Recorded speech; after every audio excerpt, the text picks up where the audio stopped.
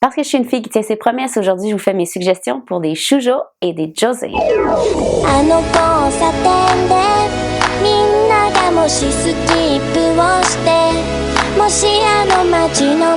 Bienvenue à Geeky. Là, si je vous fais un petit recap, je vous avais déjà parlé de la catégorie des shoujo. Shoujo qui veut dire fille. Donc, c'est une catégorie qui va s'adresser aux jeunes filles de 8 à 15 ans. On va couvrir des thèmes beaucoup plus sur les relations interpersonnelles, les amitiés, les premiers amours, les garçons, les flirts. Les shoujo et les josei sont très similaires, mais je vais vous donner un petit truc.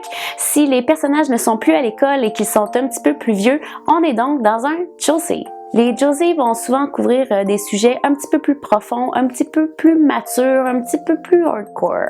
Si dans chacun des épisodes, le personnage subit une transformation magique, on est alors dans un Mahou Shoujo. Shoujo qui veut dire fille, Mahou qui veut dire magic, et on est donc dans un magical girl. Je vous disais que dans les shoujo, on dépeint souvent les relations interpersonnelles ou les premiers amours. Si les premiers amours se passent entre deux personnages féminins, on est alors dans une autre catégorie qu'on appelle le yuri. Mais ça, on va y revenir quand les enfants seront couchés.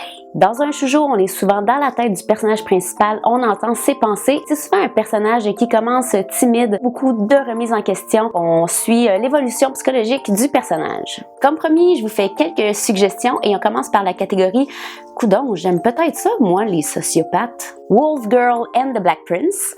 Un incontournable, My Little Monster. Dans la catégorie « Pourquoi dire maintenant ce que je pourrais dire dans 4 ans ?» Kimi ni Todoke, à toi de moi. Et on a évidemment « C'est I Love You ». Et en terminant pour la catégorie « C'est pas que je broille, c'est juste que ça coule tout seul ». On a l'excellent Orange. Et si tu veux broyer ta vie, Clannad After Story. C'est tout ce que j'avais à vous partager aujourd'hui. J'espère que vous avez appris quelque chose et que ça vous a donné envie d'écouter un de ces shoujo-là.